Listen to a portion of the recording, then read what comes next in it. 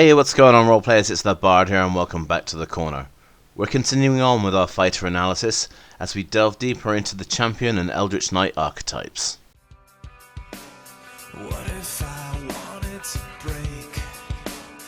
Laugh it all off in your face. Champion is an archetype that I really want to like, however, it's very much outclassed by some of the other archetype options, Battle Master being the obvious choice. But the one benefit that Champion does have is that everything it gets is completely automatic. You don't have to worry about resource management like you do with a class like Battle Master. Everything you do just happens. So it's very good for just getting straight into the game, playing away, and concentrating almost exclusively on the role-playing aspect. However, mechanically speaking, the Champion really doesn't get very much at all.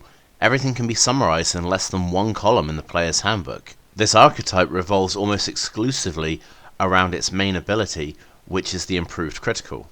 So when it comes to critical hits, it's typically a 1 in 20 roll. That is to say, natural 20 you score a critical hit. When you extend the critical threat range, like with improved critical, to 19 to 20, that then drops to 1 in 10.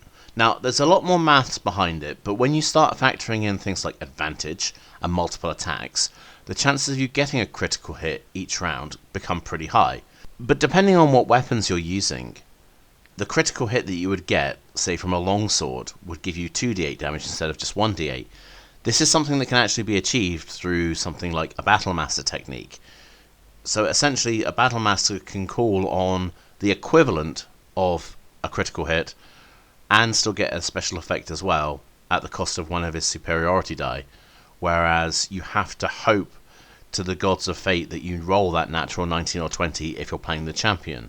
Unfortunately, also, your critical threat range improvement doesn't help with certain weapons like Vorpal Blades or Swords of Sharpness. You have to score a natural 20 in order to activate those abilities. There are a few weapons that can actually activate on a critical hit, such as the 9 Lives Stealer, but it's a very specific weapon and the chances of you getting one isn't especially high. The only reason I think I might want to pick this over something like a Battle Master is essentially if I was trying to build some kind of critical hit based character that does everything through critical hits. So I'd be looking at something like Half Orc that gets an additional dice of damage whenever it scores a critical hit, and I'd be adding in things like Great Weapon Master, which gives you an extra bonus action attack if you get a critical hit. Not exactly meta breaking, I know, but essentially that's how I would want to build. You would build around the most impressive ability that you have, in this case improved critical, which unfortunately doesn't really say much, but it's still something that could work. But before we can move on, however, we have to address the elephant in the room, which is Hexblade's Curse, an ability that gives you 19 to 20 critical hits. It also gives you additional damage and gives you health regeneration when the creature dies. You can put this on any creature you like. It's only one level of Warlock to get into this, and it absolutely outshines the ability that the champion has. That's genuinely disappointing for the champion. I'm really quite sad about that because Hexblade gets something at level 1 that whole archetype's main focus doesn't get until level 3. So it's pretty sad in my opinion. I once heard someone say in my comments section that Hexblade is the glue that holds multi-class characters together, and when making that comparison between those two archetypes, I'm inclined to believe it. So starting at level 7, Remarkable Athlete allows you to add half of your proficiency bonus rounded up to any strength, dexterity or constitution check that doesn't already use your proficiency. You also gain a bonus on running jumps with a number of extra feet of distance equal to your strength modifier. This isn't actually that bad an ability, it's just not a brilliant one. So your saving throws are strength and constitution, so at least you're going to get half of your proficiency modifier on a saving throw when it comes to dexterity. Additionally, you're going to get half of that proficiency modifier when it comes to initiative rolls, so you're actually quite nimble for a fighter. As for the additional distance on running jumps, yeah, that's how I feel about it. There's just not really much in there, is there? It feels like it's just something they added for a bit of flavour. It could be useful in specific select circumstances, but you know my general rule, general over specific. At level 10 you get an additional fighting style. This is kind of nice. If you're going for sword and shield, then you can go for both dueling and protection, so that you can get some extra damage and you can help the other people in your party. If you want to be a more multi-purpose character, then you could probably go for great weapon fighting and maybe archery, so that you can use different types of weapons. I would probably look at something like great weapon fighting and the defense fighting style, so then at least you've got some additional AC when it comes to wielding two-handed weapons, because you're not going to be able to use a shield. Either way, there's some potential here, but the fighting styles are a little bit more flavorful than they are actually effective. They do some good things, but for me, it's not quite enough to put it up there with some of the other archetypes that are out there. Level 15, your superior critical, 18 to 20 critical hit chance. Very, very nice. However, getting that far is just going to be such a slog. Your critical hit chance improves to 1 in 6 now. That's just quick and dirty numbers. There are actually more in-depth numerical analysis that you can look up on the web if you're really interested in seeing just how often you can critical hit, especially when you factor in things like the 3 attacks you'll have at this point in the game and things like advantage or disadvantage. So it's definitely worth looking into.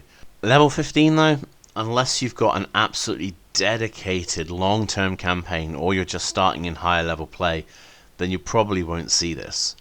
If you can get hold of it, absolutely fantastic. But essentially, I can see people jumping out of this class and into something else before they even reach this point. And finally, at level 18, the champion gets Survivor. Survivor, what a great name. Somebody please put Eye of the Tiger on. At the beginning of your turn, providing you're below half hit points, you gain an additional 5 plus your constitution modifier in hit points every round. This makes you an unbelievable damage sponge. Combine that with maybe a couple of levels of Barbarian just for the rage, and you are going to be soaking up so much damage, it's going to be unreal. Level 18 though, that's just so far away.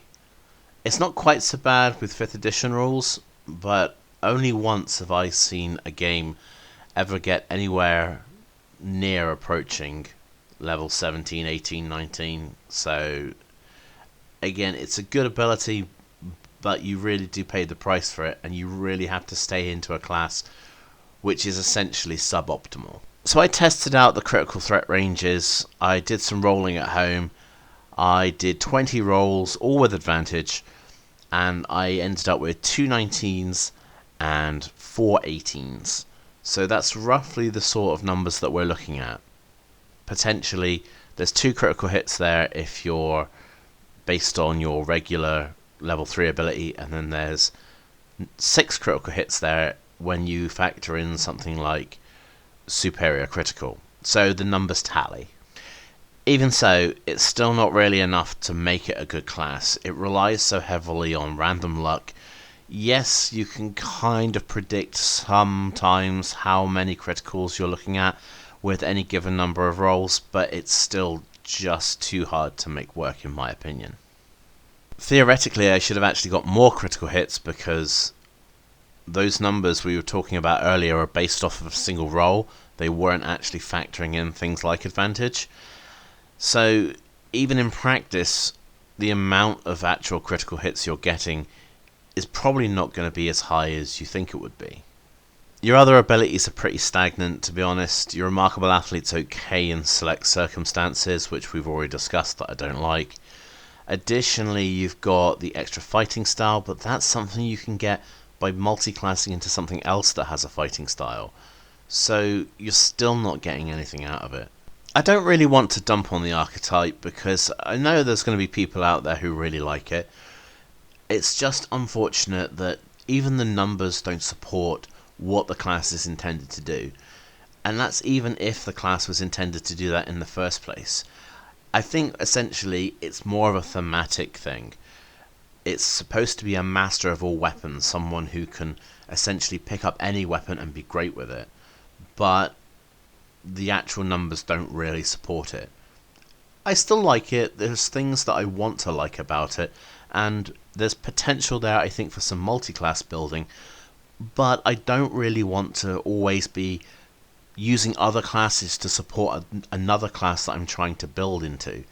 Sometimes you do just want to play a single class character just for the pure role-playing or the appreciation that is that class. You don't always want to be supplementing certain special abilities just to make your build playable. What if I fell to the floor? Couldn't take this anymore. So next up is Eldritch Knight. Now it's a class that I wasn't really sold on in the beginning because it just seems to pale a little bit when you compare it to things like multi-class characters or other more specific Gish variants like the Bladesinger, for example. Still, Eldritch Knight has some really interesting abilities and there's definitely some potential there for some really delicious cheese. So right out of the gate, Eldritch Knight gets the Weapon Bond, a ritual that allows you to bond a weapon to you and then that weapon cannot be disarmed. This can actually be done twice, allowing you to have 2 weapons available, but what I really like is the summoning ability, which allows you to spend a bonus action to call that weapon to you no matter where you are, as long as it's on the same plane of existence. And this is where I think some really interesting builds can come into effect. So right off the top of my head, I can see this being really effective with throwing builds. So if you're using things like spears or darts, then you can be throwing your weapons away and recalling them with a bonus action.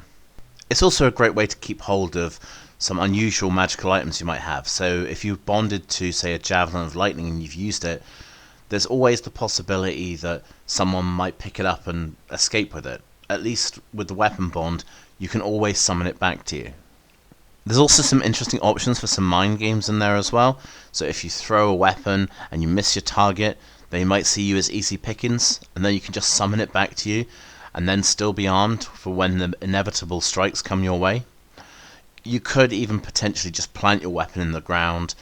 Then when a fight starts, if one of the enemies goes for it, they start trying to attack you with it, you can then use a bonus action to summon it back to you, leaving them unarmed. So there's lots of potential there for some really crazy effects that can really turn the tide of a battle. Also at level 3 you've got your spell casting, which is one of the core components of the class. So this really didn't do it for me in the beginning because you're 1/3 progression when it comes to your spell casting. So essentially you're only getting a fraction of what the full casters are getting. It makes sense considering you get a lot of extras from things like extra attack, but at the same time you're very much limited in the types of spells that you can pick, so you get access to abjurations and evocations. There's some good options when it comes to abjuration. There's some really good defenses in there, and one of my absolute favourite spells is the evocation Windwall, which is great for all sorts of different things, but there's not really enough variety there. I personally like more transmutation based spells if I'm going for a Gish style character. So at levels 8, 14 and 20, as well as one of my first starting spells, I would probably want to look at some transmutations for personal buffs. Considering you're going to be part caster, part warrior, you're going to want spells that essentially apply to both aspects. So at level 8 I might want something like Magic Weapon, or at level 14 I might want something like Haste. Basically, spells that help you do your job better. But that's the other thing that I find difficult with this class. You don't get access to second level spells until you hit level 7, and you don't get access to third level spells until you hit level 13. I mean, by level 13, most wizards are tossing around 4 cages and prismatic sprays, while you're still trying to figure out how counterspells and fireballs work. War magic isn't really my cup of tea. Essentially, when it comes to certain cantrips, most of the time they're going to be ranged attacks. Now there are some melee ones. You've got things like Shocking Grasp, for instance, and if you're using Sword Coast Adventurer's Guide, then Booming Blade and Green Flame Blade are practically tailor-made for the Eldritch Knight. However, being able to get an additional attack as a bonus action with nothing else on it isn't really amazing, unless you're already under the influence of some personal buff, so something like Magic Weapon, for instance. Still, on the other hand, if we went back to our original example of having a character who was more of a throwing build style, then you could use any kind of ranged cantrip you like, and then be able to throw your weapon and deal additional damage that way. You could then rely on your spells for a little while before resummoning your bonded weapon, so they can work in conjunction, unfortunately not at the same time because of the bonus action requirement, but if you do find yourself lacking in one particular area, you have the option then to use other techniques and other types of tactics so that you can really make full use of everything you have available. Eldritch Strike is up next at level 10, and this is where I think the archetype is starting to show its potential. So you make an attack against a creature. If successful, the next spell you cast against it will have disadvantage on the saving throw. I think that's potentially really good, especially when you pair it up with some really good spell like Bestow Curse, for example. So that's one I would probably want to pick up by the time I hit level 14. If you're not running Bestow Curse, then a cheeky reduce spell can really help to lower some of the damage that the enemy's putting out, or even just something like a Thunder Wave, guaranteeing that they're going to get disadvantage on the saving throw, means a fair degree of damage, and that pushback is always useful. So Arcane Charge is at level 15, and it gives you a 30-foot teleport whenever you use your action surge. I think that's really interesting, how it allows you to make those individual movements like that by using action surges, something that's very integral to the fighter class. Now there are other certain abilities which work specifically to modify the core abilities that a class has, but there's just something about the idea of taking that action surge and making that teleport and then being able to still take actions in specific ways. So I think it's a very interesting mechanic. So it's kind of a one-shot deal, at least until you get to level 17 where you get a second action surge, but at least you get them back every short rest. But there's something to be said about charging up to an enemy and then suddenly disappearing and striking from behind. If any of you have ever hit the Platinum Cup in Kingdom Hearts, you'll know exactly what I'm talking about, but that's a discussion for another day. And finally, at level 18 you get your Improved War Magic. This allows you to cast any spell in your arsenal and then make a follow-up attack as a bonus action. This is where I see the ebb and flow, the blending of the magic and the weaponry. So you might start off with a cantrip and then go into an attack. This then sets you up for your Eldritch Strike, which allows then disadvantage on the next spell you cast, which you can then go into another attack. So everything's setting itself up in future rounds. So going into something like Bestow Curse, then getting a free attack, you might gain additional damage from the curse. Then you can go for an all-out attack in the next round, all with those additional bonuses. So there's potential there, and with the right spell selection, you're going to be able to deal incredible amounts of damage. I think this is probably the way you want to take this class. I love the way that everything just flows into itself. So it becomes like this perpetual motion machine. One spell leads into a strike, which leads into a stronger spell, which leads into a strike. So you're basically setting up for each new round. And because everything's already set up, you can then adapt when you need to. So if you use something like Improved War Magic, you've cast a spell, you get the additional strike, then you're already set up to use your Eldritch Strike again if you need it. So you can go straight into a spell, or you can go into a full-out attack and make use of all the additional swings that the fighter gets. So you've got lots of options. My only problem is that the real jewel of this class is right there at the very end at level 18. By this time, yeah, you've got access to third level spells and you can get some really interesting combinations off, but in order to really get that maximum flow going, to really get the best out of your swings, the best out of your spells, you need to take this class so far. There are still productive builds that you can make by only going part way into the class, and some of the other abilities that you get can really help to accentuate some of the other classes you might multi-class into. Despite only having access to 4th level spells at max level, the Eldritch Knight is still an archetype that can really pull its weight. So for example, Action Surge and Double Lightning Bolt could potentially end an encounter before it even begins. Likewise, Haste into Action Surge full attack with an extra attack from the Haste spell can really decimate in a melee encounter. Played right, I really think that Eldritch Knight has the potential to be up there with the big damage dealers. I think it favours a quick and dirty early power boost, and then once you're set when it comes to your defences or your personal buffs, then you can go into that more methodical, flowing attack style, which the later abilities seem to favour.